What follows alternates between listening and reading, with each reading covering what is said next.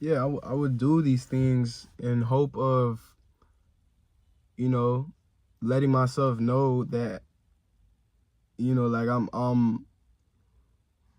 I actually have identity, because of course everyone wants to have an identity. Nobody wants to be a nobody, right? So I would do these things in hope of, you know, and that time that I was in that classroom, um I felt like my identity, because at 14 I was everything. That's when everything came crashing down, right? Because I was getting bullied, and I was just depressed. I was in middle school at that time. um yeah, and I just like, I don't know, bro. I just wasn't myself at that time, and I think that's when my identity started to, I guess you could say, fade away. And so at 15, I came back, and at 15, before that, COVID happened, and so we had to go home, and um, during the COVID, all I would do was stay home, play video games. And when I came back, I felt so off. I felt so like everything I once knew just felt so different to me. And of course, I was giving that presentation, and um, the identity that I once knew, it just wasn't there, and so it made me panic. Right, and it was going like that for a long time, right? And I didn't even know. I didn't even know that was the reason. And so, you know, looking at that verse, looking at the passage that I told you guys about, I was able to fight back my anxiety. I was able to fight it back, right? And it didn't stop there, right? So the voices, some interpretations of the devil coming at Jesus and tempting him, they usually um like have like an image where you see the devil in real life, like he's like this figure, and he's like tempting Jesus, and he's telling him on this, and then he has like wings and stuff. But um what most people don't realize is that the devil doesn't have to show himself, right? All he does is just, he speaks in your mind, right? He speaks in your mind. And yeah, I would put that into my perspective. I put that into my perspective, and when I did that, it's like I could relate, right? I would hear these voices, and then those voices, I was able to recognize that it wasn't my voice, but it was the devil's voice. And here's the ironic part. It's not even the devil for real. It's the voices that you hear in your head that cause you to panic, that cause you to have anxiety, panic attacks, are from the voices that influence you as a child, right? Because when you're a kid, that's when you're the most influential. That's when you're able to be easily influenced, right? And so those voices that you hear, they stick with you, right? You grow up, and some people think that those voices, they left them behind. Oh, I moved out. Nah, bro, they stuck with you, right? They stuck with you unless you break them down, right? So those voices that I was hearing as a kid, they stuck with me.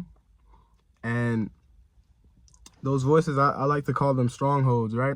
And so the voices that I would hear were from specific people, right? Specific people that were in my life. And the way I overcame the anxiety and the way I fought back was recognizing who exactly was speaking in my mind. All right, so for example, I'm gonna say Bob, right? So Bob, when I was a kid, he used to say that I was I wasn't worth it. Oh, he used to say you're a joke. He used to say, oh, you'll never be anybody, right? And so Bob, he said those things, right? But then on the other hand, I'll call myself Billy, right? So Billy, he grew up, right? And Bob, he obviously stopped saying those things that he would say to Billy, but Billy is still hearing those same words that came out of Bob's mouth. And so Billy starts to behave to what he's hearing, according to what he's hearing in his head, right? Because those words are still in Billy's head, right? And Billy, I mean, obviously he could choose not to believe those words, but you know, Bob is someone that he loves so much, and so he chooses to believe those words, and in return, it ruins him. All right, so that's what was happening. The voices that I heard in my head were from the people that influenced me, that I looked up to, and so I believed every word that they told me, right? And the way that I broke that down was recognizing those voices and fighting back. All right, so I would tell the voices that I would hear in my head, I would tell them, because I knew these people, right? I knew these people, and I would tell them, that's not true. And the only reason why you're saying that is because you're insecure. You know, I would fight back, right? You fight back. Right? So that's how I overcame my anxiety. And, you know, I'm still going through that process. I'm still fighting. But, you know, so far it's like I feel so much lighter, and my head is just so much more clearer, bro. Like the voices, they would just leave. Like, and then I would get dreams as well, because, you know, your subconscious mind is at work, all right? Because, you know, you're fighting back, and you're starting to believe in yourself. You're starting to believe the truths, and the truths that you believe, they have to be, I get my truths from the Bible, right? And so that's how you know, I'm getting free, because sometimes, like, I'll hear in my head, you're nothing, you're worth nothing, or you're this, you're that, you're ugly. And I would tell myself, I'm a vessel for honor, right? That's a verse. I think you'll find that verse in Timothy, in 1 Timothy, somewhere around there. And I would tell myself that. All right, I would speak words of affirmation, and I would fight back, speaking those words, right? I'll speak those words to myself, and it's like I feel this peace just coming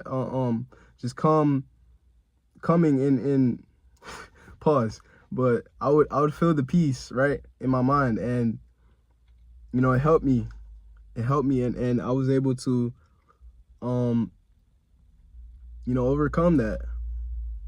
And so, yeah, that's how I overcame it. That's how I overcame my anxiety. And hopefully, you know, you if you're going through that anxiety, because I don't want you to get mixed up, right? Anxiety comes in many different forms. It could be for a lack of identity. It could be for lack of control, right? Because some people, they're scared to drive because they feel like a car is gonna hit them, so it makes them anxious. You know, it comes in many different forms, but for me, it was lack of identity, and that's how I fought my anxiety. So, yeah, hopefully you guys took something from this and are able to put it into practice, and yeah, that's it.